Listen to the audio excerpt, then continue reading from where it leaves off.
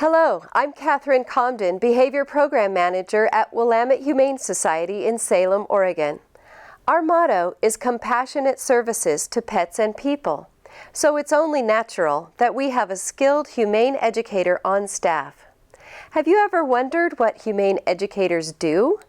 Ashley Thomas will join me today to explain her role in teaching the next generation and to tell you all about the incredible youth activities, summer camps, and programs now available to you and your family at Willamette Humane Society on this week's Pets and People.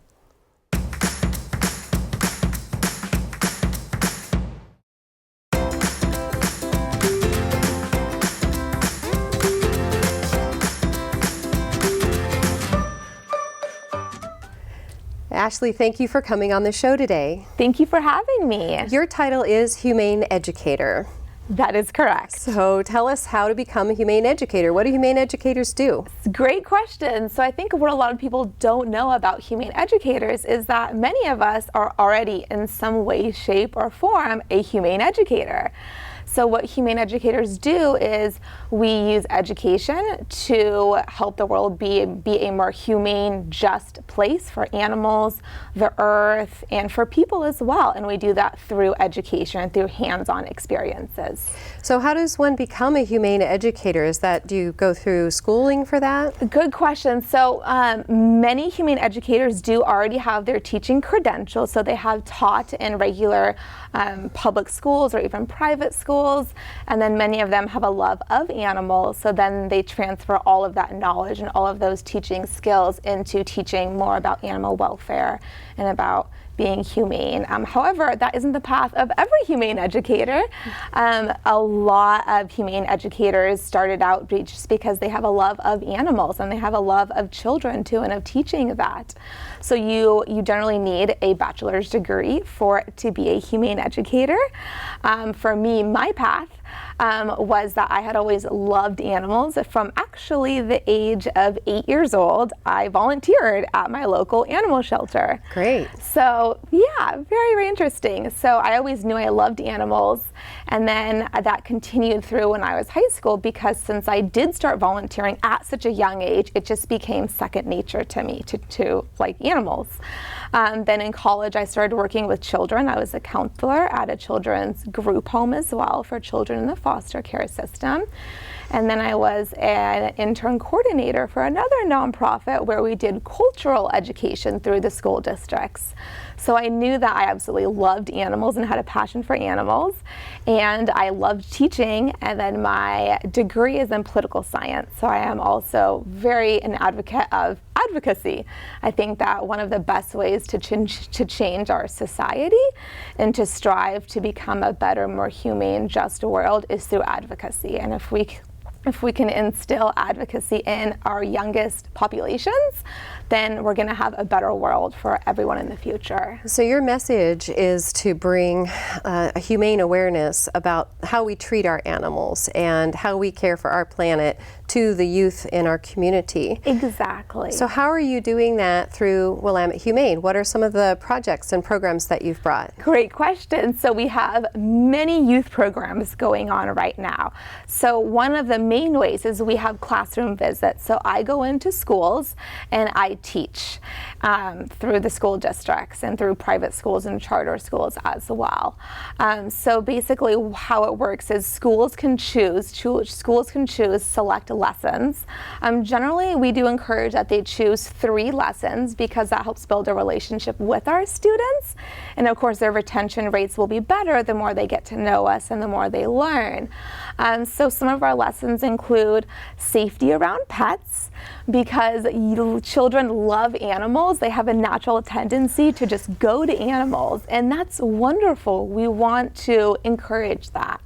However, we also know that 77% of dog bites occur from the family dog. Right? This is something I teach a lot about because people aren't respecting the dog's natural space. They're not seeing the body language. They don't. So I suspect that some of your teaching includes helping the kids see when the dog is asking for some more space. It does, exactly, yes. And of course, it depends on the age level. For preschoolers, we use a puppet, and we have the puppet eating dog food. And so they can really for younger kids, they do better with more visual hands-on interactions. So we teach about if your dog is eating, is that a good time to pet them? So is it interactive? I want to know if the kid sticks his hand in the bowl with the puppet, does the puppet get him? Maybe this is why I'm not a humane educator. I don't know. It's not. Okay, I guess that part maybe isn't quite so interactive. However, you've given me an idea, though. I mean, I'm a mom. I'm really practical, and some of these kids need to understand. They do, if they have no impulse control. Okay, the puppet got you, and it didn't hurt very much. But have you ever looked inside a dog's mouth? I mean, I'm just saying, not that that's what you should do. It is. So what we also part of the lesson, part of safety around animals is also what animals need. Sure. Too. So we also talk about how animals need walks in order for them to have good behavior and for them to be a great family pet. We want them to have exercise so they are not bored. So we teach a lot about if you see an animal that you want to pet on the street or someone is walking them, we always want to ask for permission. So we do have all of the kids practice putting out their hand, making their hand into a fist and putting it right by their side. Yes. We call it a doggy nose and a doggy hello. And I said, okay, keep that glued to your leg. And then our little stuffed dog comes and sniffs them. Once the dog has sniffed, that is the dog giving permission. Then they may pet their back. Exactly. And it's amazing too how many children want to go for their ears and they want to go for their tails or their tummies. And for a lot of our animals, as much as humans love giving animals hugs, I must confess I love giving my dog hugs. But as with any relationship, if there's a relationship there, then, I mean, my dogs hug me. Of course. The whole concept is allowing the animal to choose and to come into your space. Yes. So in fact, when I'm teaching kids similar to that, I will say, ask the owner permission, which a lot of kids have, and then I'll say, also ask the dog. So I really like that you're having them put their hand by their side and not reaching into the dog's space. They're asking the animal, can you come over to me? Exactly, yeah, and I'm always really careful too with the words I use. So instead of saying, oh, I'm going to use this stuffed animal to help, I say, oh, we can invite animals to come up to us. So then that also gives the animal an out. If we're inviting someone, that animal has the option to decline, just like how humans have the option to decline. And I would rather have an animal not come up to a student when they put their hand out, if they're in a real life situation, and have that animal make the decision to go to a safer place they feel more comfortable in than to have a child reach out to that animal and then that child is bit or is nipped on the hand.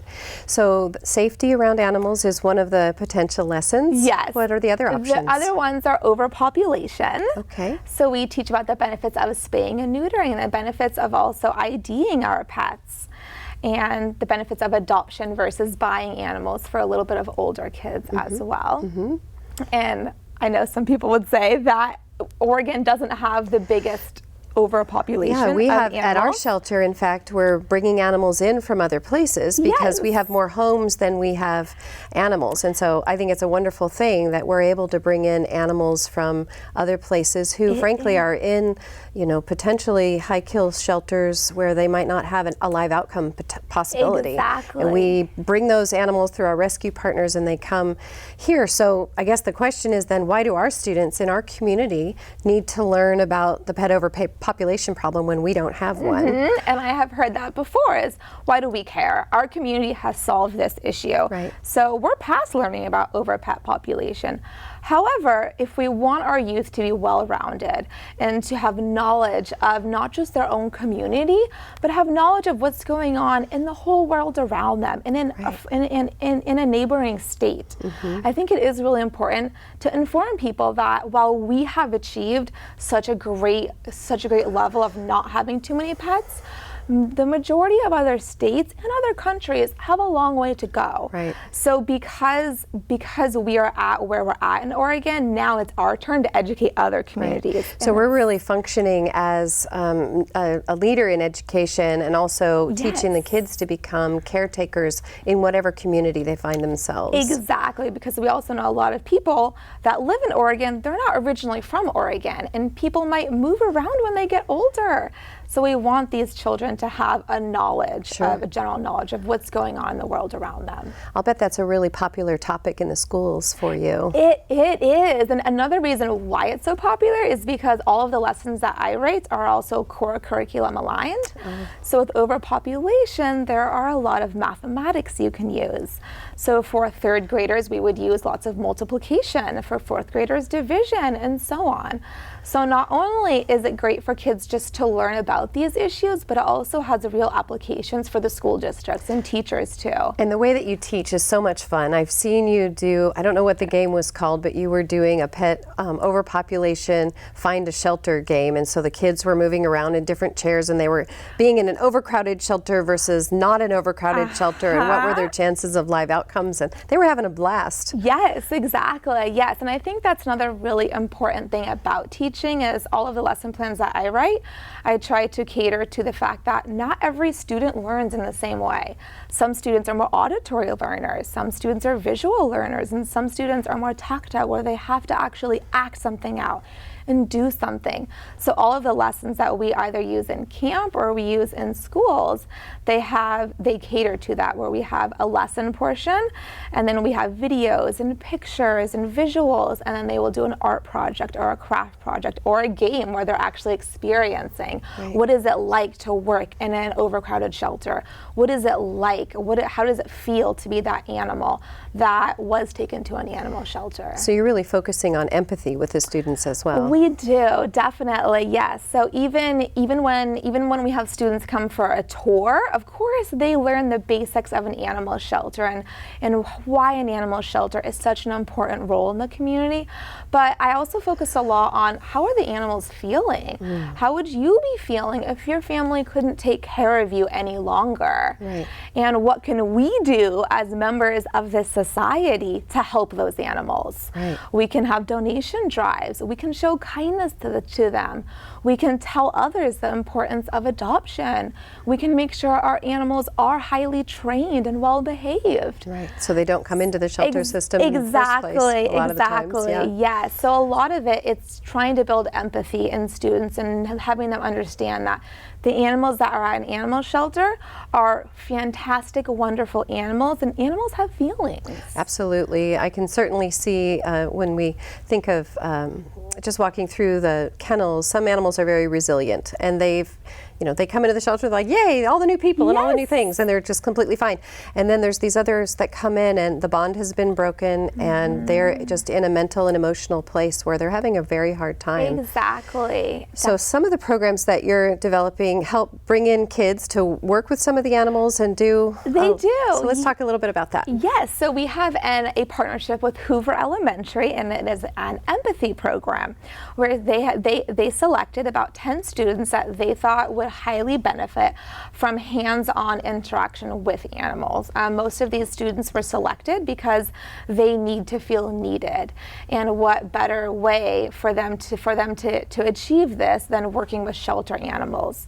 So it's a mutually beneficial system where the animals get socialization, and animals can become kid savvy, and then also kids can become animal savvy. So the group comes every Monday and they have a lesson. So all of our lessons differ for them. One week they might learn about community cats and how we can help make the lives of community cats better. Another week might be about donations and writing thank you letters to our wonderful donors. And then there's lots of hands-on animal time with them. So for instance, one week they might read to cats and dogs, because we know that that's one thing that really helps shelter animals. It helps to reduce their stress levels. And for a lot of youth, reading to an adult, it's really scary because humans, we can judge them. But animals don't judge. Animals are happy to have them there. If they make a mistake reading, the animal doesn't care. The animal is still right there with them. So it's really, really beautiful to see the animals. The animals are benefiting so much, and they're learning that kids are a good thing. And the kids are learning compassion, they're learning empathy, they're learning literacy and better reading skills. So it's a really wonderful program. What a great win-win for everyone. It is. That's fantastic. It's great. Your empathy program with Hoover isn't the only youth program that you have going on. Tell us a little bit about your Humane teens. Yes, so we have a wonderful group of very, very passionate teens called our Humane teens. And these are teens who are between the ages of 12 and 18. And they can volunteer. This program occurs twice a month, and they come in the evenings and they do all sorts of adoption promotion activities. They also do a lot of outreach activities. They even make crafts for our animals, and we have a lot of guest speakers too. So the whole point of Humane Teens is kind of to go a step further than maybe what our camps do. And it's really to focus on what these students can do, because they're at that age where they want to find a place in society, and they want to do something. But at that age, a lot of times it's difficult to find a place for those students to volunteer at. They might need a parent guardian, or they might need to be 18. So this is a great outlet for them to meet animal like-minded friends and people. Sure, I imagine there's quite a bit of just friendships that build from that. And so is this a club that kids can sign up and join? And how do they do that? Yes, exactly. Great question. So on our website, under services and youth programs, you will find Humane Teens, and it gives a schedule. It is the second and fourth Mondays of the month. And it will have a little link to email me. You will email me, and then you generally have to sign up for an orientation, so you know all about the Humane Society before you start, and then you can begin. Fantastic. Is there a fee for that program? Good question. So there is a $25 fee. However, that also includes a Humane Teens t-shirt and all of the craft supplies and all of the supplies that we will be using. That's really affordable then. It is, exactly. And is that good for a whole year? It is good for a whole year, definitely. Okay. Yes. And does that just run during the school year or also the summer? It does. So yes, it follows the same schedule as basically Salem Kaiser School District. Okay. So on the days that they have holidays, we wouldn't have it. So it's okay. school Fantastic. year. And then why not during the summer? My guess is you have other things going on. Good question. Yes. So we are full force into summer camp. So from June through September, we have summer camp. And our summer camp is really awesome because of course, the kids do have fun, and we encourage the kids to have a great time and to run and play and to do those things that maybe they can't do when they're in school. But it's also all about building empathy and building responsibility and learning all about animals, and not just about animals, but also about environmental justice and about wildlife and what we can do as members of the community to help other people out and to help humans out too. So there is a mix between lessons and games and crafts. I'm a really big fan of using art to advocate for animals too, especially because in a lot of school districts, art is something that there's not quite so much funding for, but art is a great way to express even how our animals are feeling, as different colors represent feelings. Right. And so it's really great for the kids to actually create an art piece based on maybe advocacy of black cats, because we know that black cats stay in shelters a little bit longer. But if people enter in our shelter and they see beautiful artwork that was done by our campers promoting black cats and how smart they are and intelligent they are, maybe they'll be more likely to go take a second look at that black cat that's been there for a while. Yeah, fantastic. So how many camps will there be available, and is that according to age groups, or how is that going to happen this year? Great question. So generally for the Humane Education Department, there will be about 3 separate camps. We will have our preschool camp, which is for ages 3 to 5. And that will be toward the beginning of the summer. So these will be shorter camps. They will not be full week camps, because preschoolers don't have quite that level of of the attention span. They might get a little bored. But so those students still, they will be learning all about animals and about what it takes to be the best pet guardian we can be. A big a premises on that too will be again about pet safety.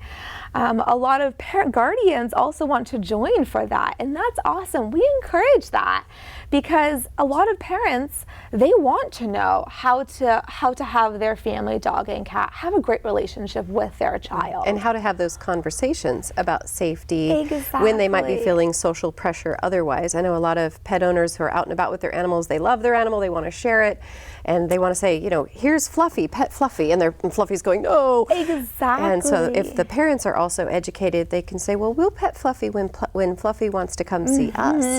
Definitely. Again, that invitation is really important. It is.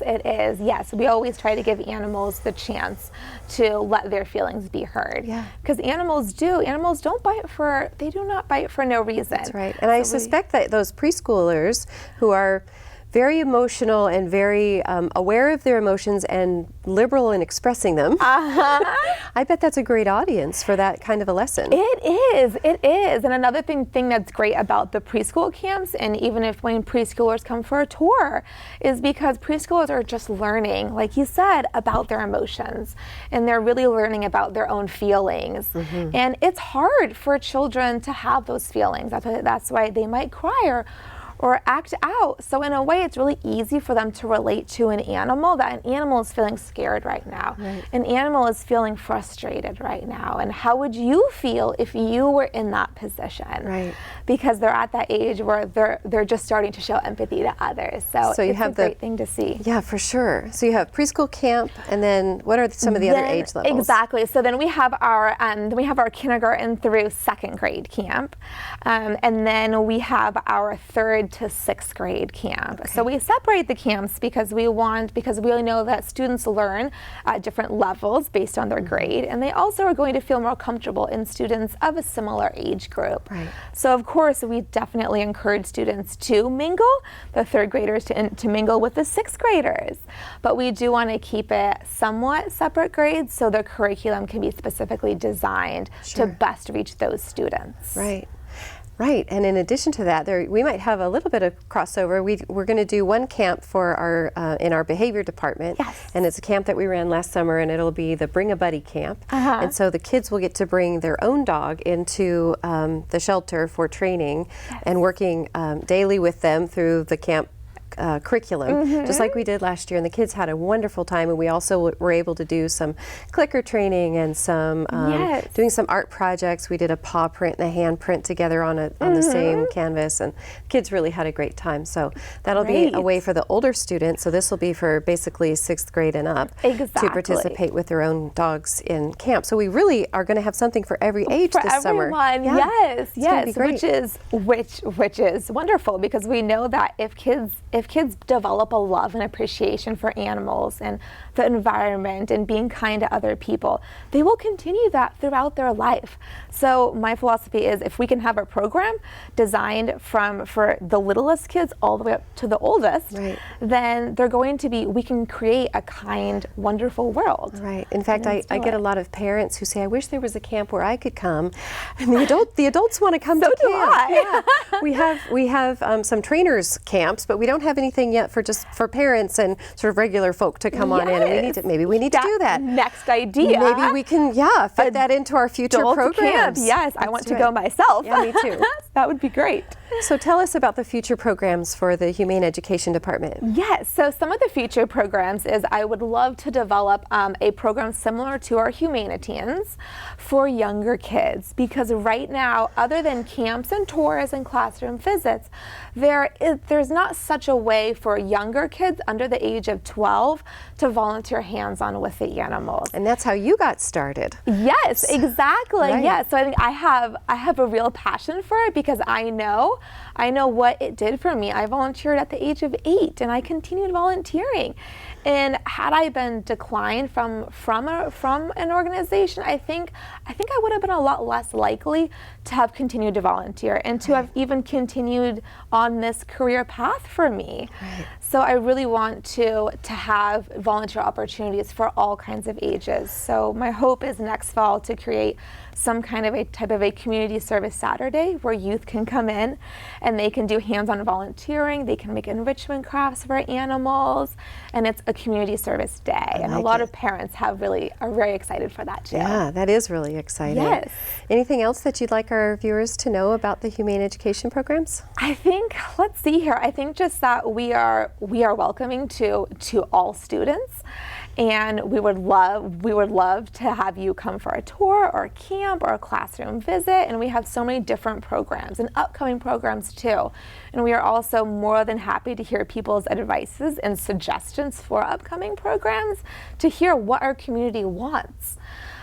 So that sounds great. Yes. And they can get a hold of you through your email on the website. Exactly, yes. And so we will put that up on the screen. And so Ashley, I'd just really like to thank you again for coming and sharing about the exciting programs that you have in the Humane Education Department. And thank you all for joining us today.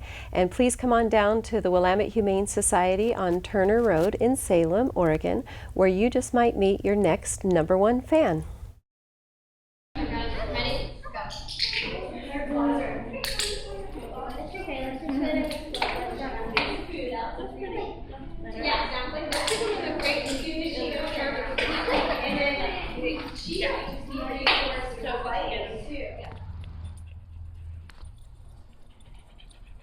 Hi, buddy. Hi, honey.